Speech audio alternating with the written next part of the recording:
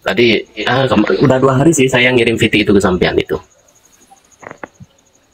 Belum, saya belum tahu itu. PDF-nya aja nanti saya carilah. Berarti dari namanya kayaknya kitab ini kitab Biawarat Wirid ini. Waalaikumsalam, Bos Thailand. Untuk di situ ya, untuk di situ Ustaz, saya melihat yang pertama bikin VT itu memang nggak ada wiridnya. Cuman di situ kita itu kalau ingin dijaga wiridnya itu bukan seperti apa ya, subhanallah, alhamdulillah, bukan seperti itulah. Hamin, Hashin, kayak gitu tuh semua kayak makoli itu. Kayak makoli, kayak GoPro. Itu kayaknya seru tuh kalau dibongkar tuh. Takut soalnya gimana ya, kalau kedengarannya dari kitab itu kayak model kitab lawas lah, kitab lama kayaknya. Ya gimana ngebongkarnya kalau bahasanya bahasa Ibrani atau bahasa Suryani lah. Masalahnya saya nggak ngerti bahasa Ibrani. Saya hanya hafal beberapa kalimat berbahasa Suryani. Ya beda tuh. Nah di sinilah bablasnya Gufron. Gufron mengklaim berbahasa Suryani, kalau saya enggak. Klaim saya adalah hafal beberapa kata kalimat berbahasa Suryani. Kalau itu ya Petar Kobin, Barhashin, Anu Kalalitin, Koh Totil, Nah Totil, Karirin, Tajlilin, Turunin, Masjalin, Basjalin, Tarkobin, Barhashin, kan itu.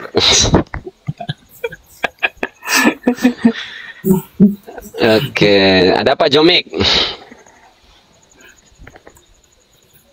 Tapi wiridan ya, anggap aja wiridan seperti itu banyak yang dicari oleh ya golongan-golongan santri lah. Yang pertama, wiridan itu kan harus difahami ya. Selain yang warid dari Nabi, selain Al-Quran kan harus paham. Lah kalau bacanya begitu apa? Nilainya di mana? Kalau maaf Ustaz, bahasanya santri itu gini. Oh itu doa maghribi itu. Doa tinggi itu. Saya sempat menjelajahi, pengen tahu kayak apa doa maghribi itu. Katanya buat itulah apa, buat marah itu. Pengasihan. Hijab maghribi itu nanti dia langsung datang gitu. Hijab maghribi itu identik pengasihan, kewibawaan. Wih, saya punya cerita hijab maghribi nih ya. Jadi bukan saya yang menganggap, tapi abang saya. Jadi saya hanya menceritakan kalimat abang kandung saya. Jadi ketika awal kali saya pertama ikut musabako tahun 2012, itu di Kelapa II, Tangerang Selatan, musabako nih. Nah pas musabako saya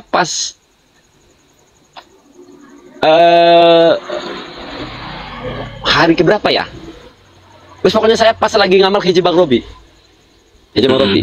Itu sudah saya berhenti jadi dukun, cuma senang aja bacanya hijab maghribi atau hijab maghribi ini.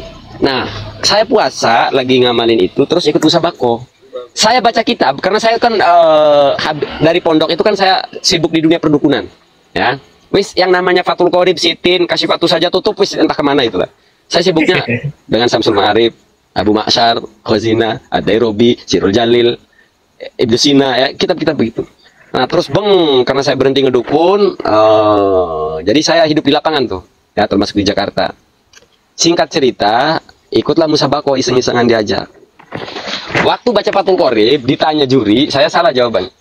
Di Fathul Qorib itu kan begini, wafi ba'din nusakhi al-masnunatu. Saya ditanya al-masnunatu, jadi apa? Salah jawab. Saya jadi khobar mubtada maktub. Aturan musabako itu, MTQ, Mufakat, MKK, itu kalau salah ya salah.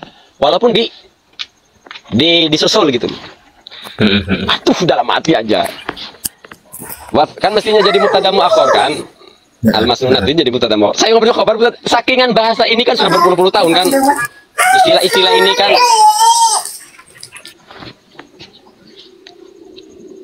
udah siwer gitu loh. Akhirnya ya saya salah, nerima salah aja saya. Nah si juri tanya, saya jawab salah, jadi khobar mubtada maktub. Nah si juri kaget, loh kok khobar mubtada maktub? Terus takdirnya gimana, katanya takdirnya? Saya bikin aja sendiri. Dalam hati kan saya punya peluang untuk meluruskan kesalahan saya. Nah ternyata dari kesalahan itu malah si juri bagian nanya nahu ini menganggap saya lebih alim dari dia. Serius. Kalau gini konsepnya gimana Ustaz? Nah justru itu.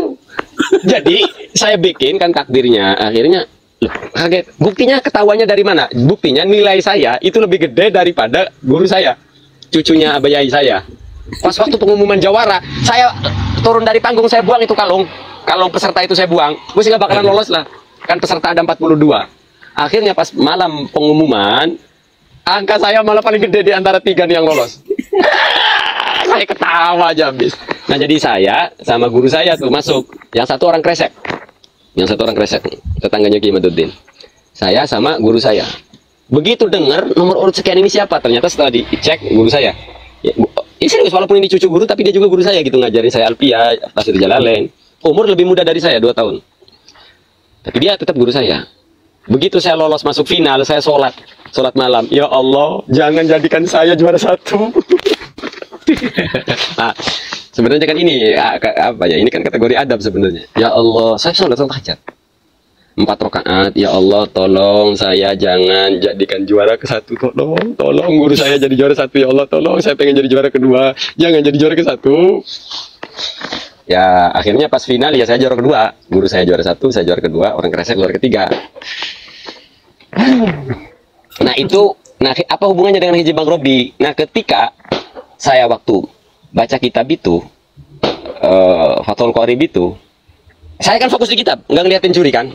Nah abang saya yang ngomong, satu-satunya peserta Sep katanya, hei, yang juri tidak ada yang pegang pulpen pas kamu baca. Satu-satunya peserta dari 42 peserta itu, satu-satunya peserta yang ketika baca kitab nggak ada juga pegang pulpen, ya cuma kamu. Nah jadi abang saya menganggap itu salah satu haibah hijab Bang Robi itu. Serius, menganggap haibah daripada hizib Bang Robi. Nah ini terungkap ketika tadinya langsung nggak ngomong-ngomong itu. Nah hari terakhir saya mau, nah hari terakhir itu kan final itu kan berat gitu ya, apa harus ada acara lah yang namanya peserta antar kecamatan kan gitu.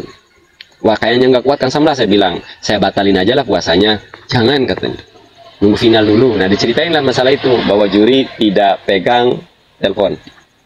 Belum ada yang datang berkompi gitu. Ya namanya orang halu kan dulu ya, namanya orang halu kan begitu, apapun dikait-kaitkan. Ya sama, ada insiden aja kemarin di Cirebon dikait-kaitkannya sama kualat. Kalau orang sudah kejadian sampean itu yang mengamalkan hizib Bang Robi itu karena husnudzon dan husnul i'tiqad itu mungkin ya. Lah, ya saya enggak tahu, itu kan bukan statement saya, abang kandung saya, kata abang jangan dibatalin, mungkin itu haibah hizib Bang Robi kata. Emang saya berkali-kali ngamalin hizib Bang Robi itu, jujur saya berkali-kali tak, jadi enggak sekali. Kawan-kawan kalau punya teks hizib Bang Robi, kalau mau ngamalin monggo, nggak usah ijazah-ijazahan.